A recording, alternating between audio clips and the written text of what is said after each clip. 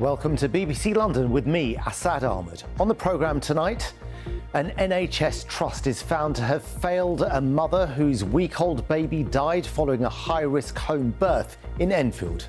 Our hope is that by hearing Poppy's story, lessons will be learned and changes will be made so that no other family has to endure the pain that we will carry for the rest of our lives. Well, the mother says even when the baby turned purple, she was told the baby was fine. Also tonight, as RMT union drivers return to work on the tube, we look at the impact the walkouts have had. Well done, Alex Yee. He's tired. After last year's marathon effort, we catch up with Olympic champion triathlete Alex Yee about the important role he has this year. And I'm on the Thames finding out how we can all help improve the health of our rivers just by spending a little bit more time looking at them.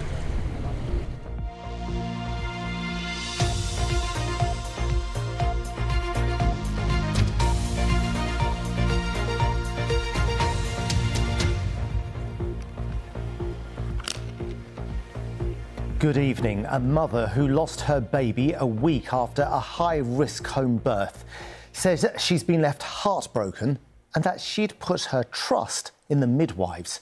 Poppy Lomas died after just 7 days due to complications at her birth.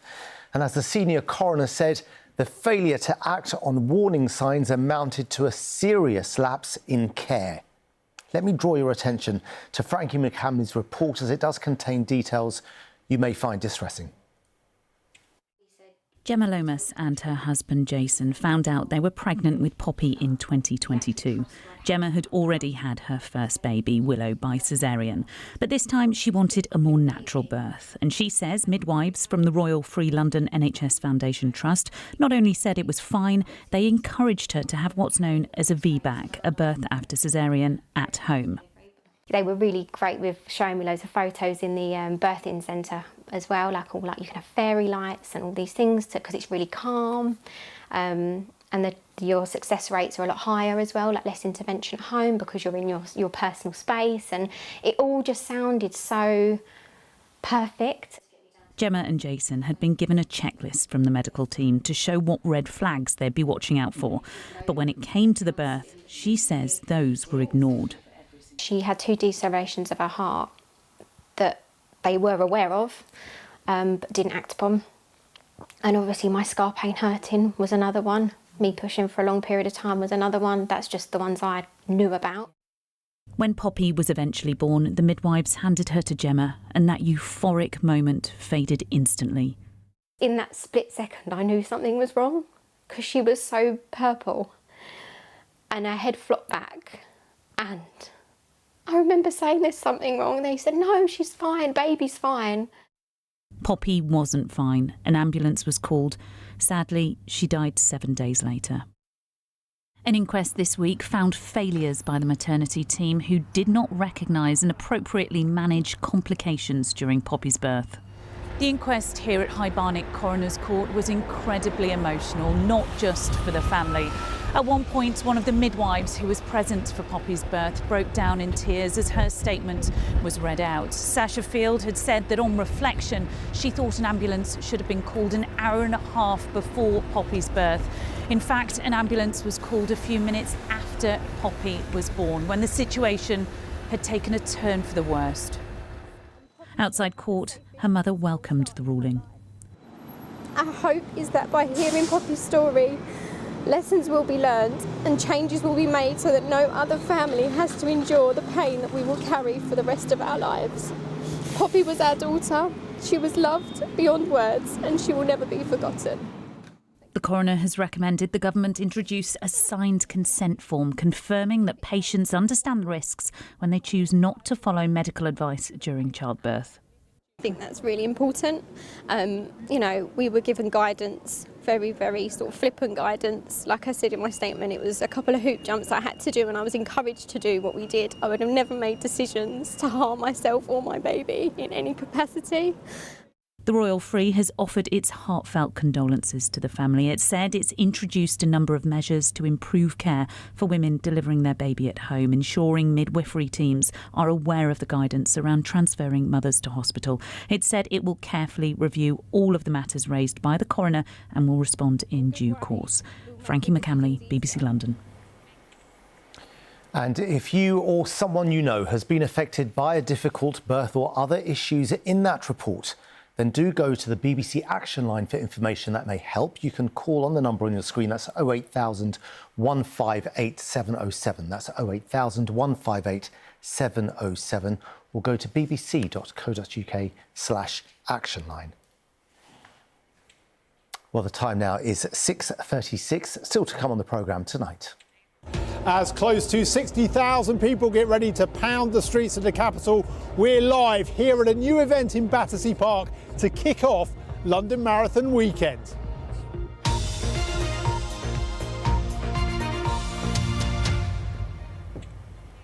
Right, it's sigh of relief time as tube strike number 2 for this week has come to an end. Many commuters turned to buses, taxis, cars and bikes to get around. People also worked from home while businesses, well, they lost thousands of pounds in trade. It's all over a change to tube drivers' working hours. But if you hoped that was it, as far as strikes are concerned, oh no. Let's get more now from our transport correspondent, Tom Edwards. And Tom, how has London coped this week? Well, I think broadly commuters handled it pretty well, didn't they? The full tube wasn't shut down. There was half of services, and also the good weather certainly helped. So people were able to get out walking and cycling a lot easier. And I think if we look at the detail now, it was really interesting what happened. You should be on your screen now. Passenger numbers across the TfL network were down 12%. As you say, people stayed away or walked or cycled or drove. The overground up 18%. And this is a big story. The Elizabeth line up 33%. That makes a big, big difference.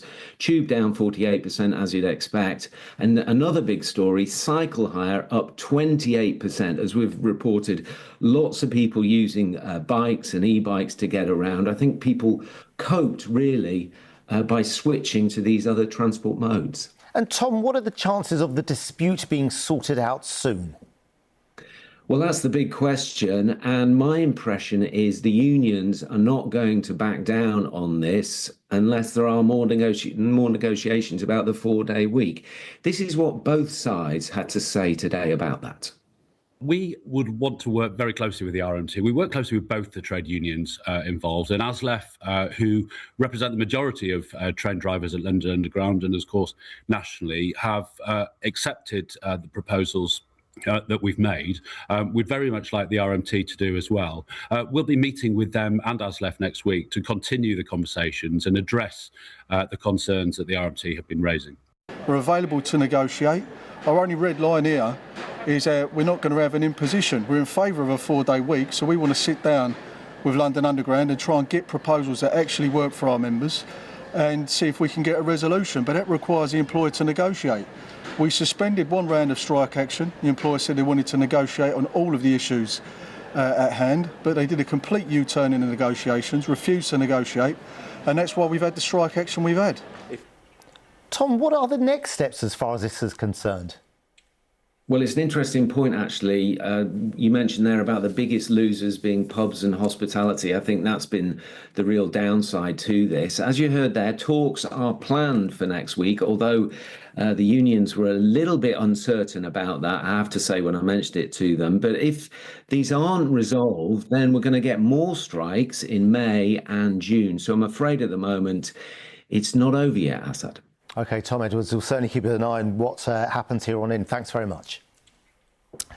The new driverless taxi company Waymo has apologised after one of its cars veered into a crime scene in North London. This is what happened. The car was filmed driving into a police cordon on Harlesden High Street on Wednesday night. The American firm said the car was in manual mode with a driver in control. Well, the driver has been suspended pending an investigation. Now, when it comes to the local elections in less than 2 weeks' time, we know that it could be anything which affects the way people vote. From local bin collections to national political scandals or the Middle East. All those issues, or none, might also affect the results for who gets chosen to be mayor in the 5 boroughs which will directly elect them. One of them is Newham, which has always been won by Labour, although this year it seems too close to call. Here's our political reporter, Susanna Mendonça. This borough's pretty much always been in the red corner, but there have been some new contenders punching above their weight in Newham recently, and that's got Labour on the ropes. We've of course got Forhad, who's the mayoral candidate. Hoping to hold on to the party's title here is Labour's new candidate for elected mayor of Newham, out on the doorstep in West Ham. Under the outgoing mayor's leadership, this borough was given the worst possible rating by the social housing regulator. Things are not perfect and we've got to do better. And that's why we've got new leadership under New Labour, and that's me. And we are going to do things differently. We are going to put Newham residents first. We are going to localise the way we deliver our services. We've got a plan to improve the services and work with the regulator. We wanted to build more homes, more social homes. But going back to the way we deliver, we will improve our interaction with our residents. Labour's always beaten every other party to the punch in this part of East London. It's had a majority here since the 1960s. But infighting in Labour ranks here and discontent among some with the party nationally and internationally has left Labour's dominance in this borough facing an unprecedented challenge.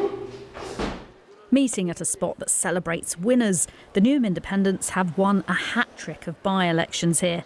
They're promising to cut council tax in a borough that has to find millions in savings, and say they've gained ground due to Labour's approach on immigration and the Middle East. People are still remember what Keir Starmer have said.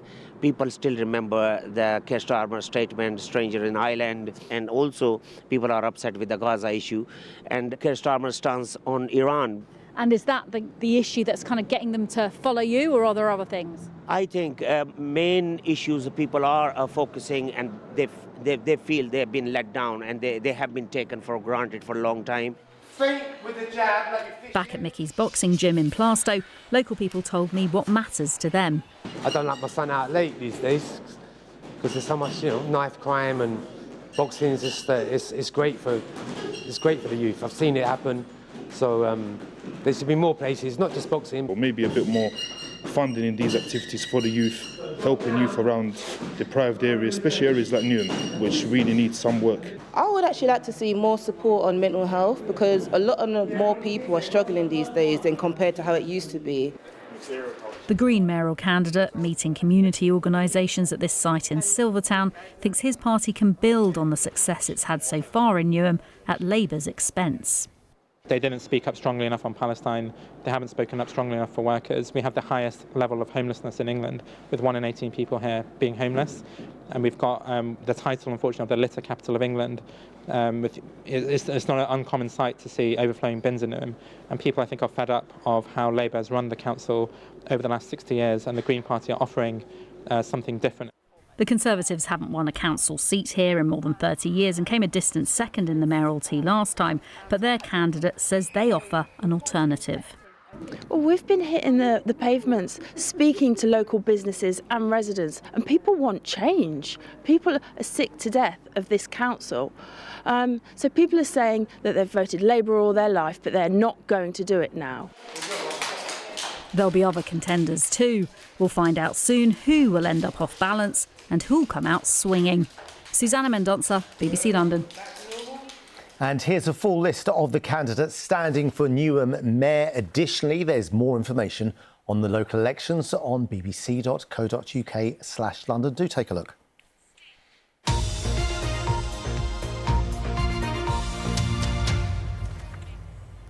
Now we're approaching one of the best weekends, in my opinion at least, to be in London.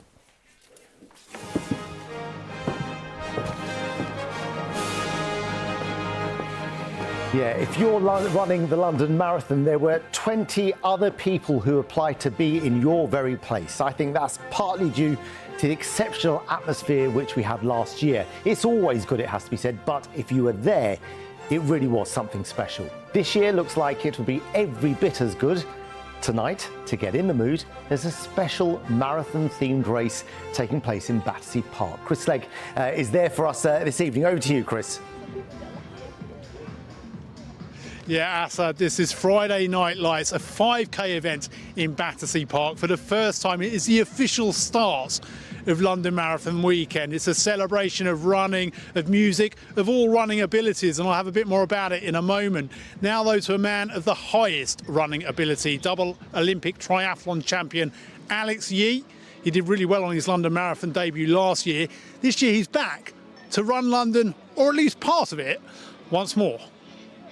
It might be just outside 2:11.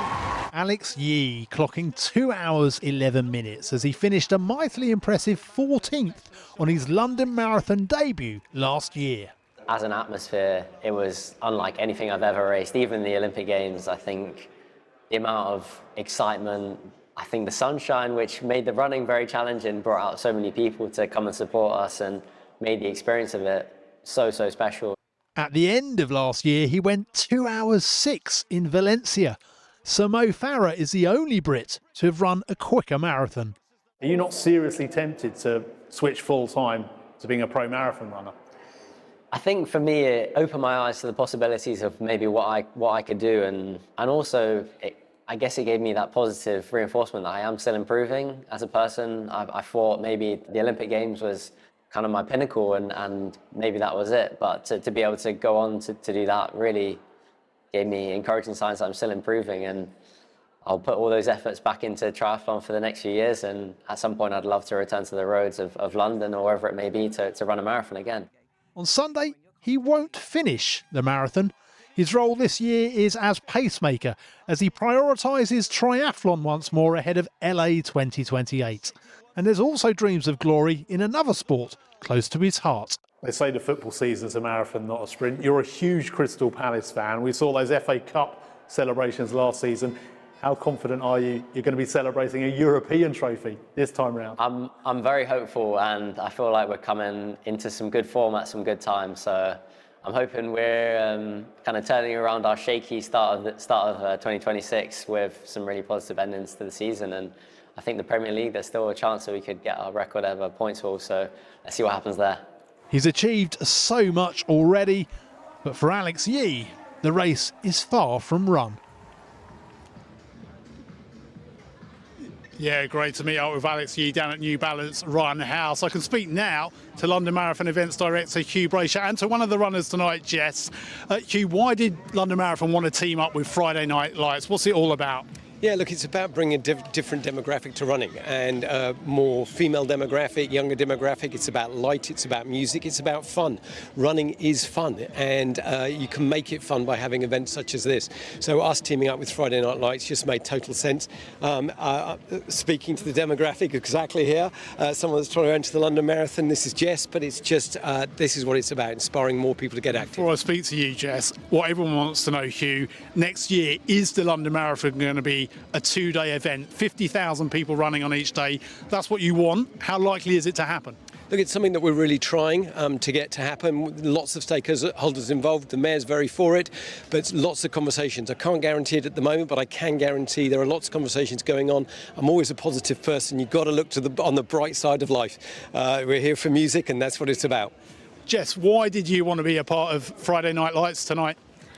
So I've done the event once before in Canary Wharf, and it was amazing, really good atmosphere, and I just love the London Marathon. I've been trying, as I said to you, for 10 years now. You've been trying to get a London Marathon place for 10 years? For 10 years, but luck isn't on my side. But this feels like one step closer, so fingers crossed with the 2 days, I might get a chance next year. And it remains an ambition of yours, doesn't it, to one day get to run London Marathon. But what is it like, Friday Night Lights? You've done it once before. What does it feel like when you're out there?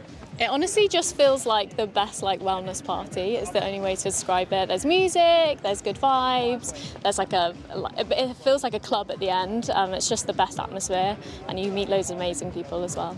Jess, have a great time tonight. Hugh, great to speak to you as well. Good luck to everyone taking part in Battersea Park tonight. First wave gets underway at 7:45, and of course, good luck to everyone running the London Marathon on Sunday. The best coverage right throughout the day with us on BBC Radio London. Assad. Yeah, it certainly is, Chris. Cannot wait until Sunday. And as well as the marathon, the season's drawing to a close in football. Here's Nick Godwin.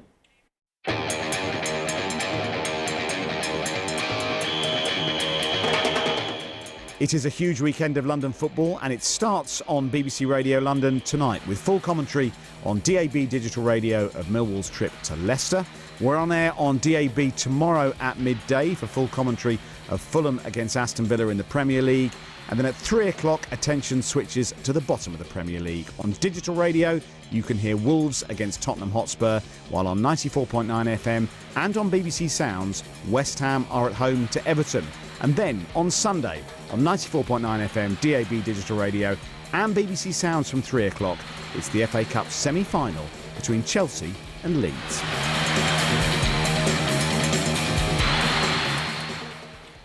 Right, between the football and the marathon, if you have a few minutes to spare this weekend, the Big River Watch is asking for your time, where members of the public spend about 15 minutes observing and recording what you see at your local river or stream. Victoria Hollins is down on the banks of the Thames for us this evening to tell us more about it. Victoria.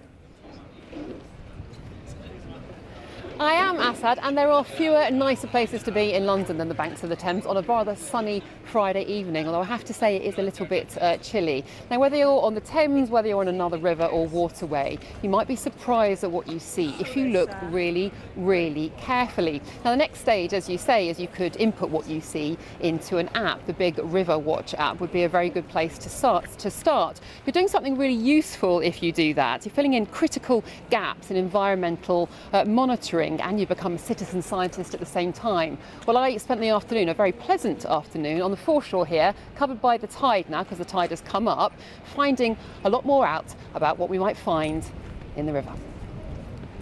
Mudlarker Lara Makelum scours the banks of the Thames at low tide looking for interesting objects. She uncovers the river's past and helps protect its future. So what have you found today? Well, I haven't been down here that long, but I have found a few nice things. I found a lovely little clay pipe. It's mid-1600s, so pre-Great Fire of London. I found an apothecary bottle probably from the 18th century. It's missing its top, but it's pretty complete. A couple of nice bits of 18th century pottery. That bit comes all the way from China. So it's true to say that the story of the Thames tells the story of London? It absolutely does. I mean, London's only here because of the Thames. It's, it's why the Romans founded Londinium, and people have been dropping their possessions and throwing their rubbish away ever since. And so it tells the story of ordinary people, the lost and the forgotten people. But the Thames has had its ups and downs. It was declared biologically dead in the 1950s. Hard work, legislation, and more recently the super sewer have led to huge improvements. Now the River's Trust wants the public's help launching the Big River Watch.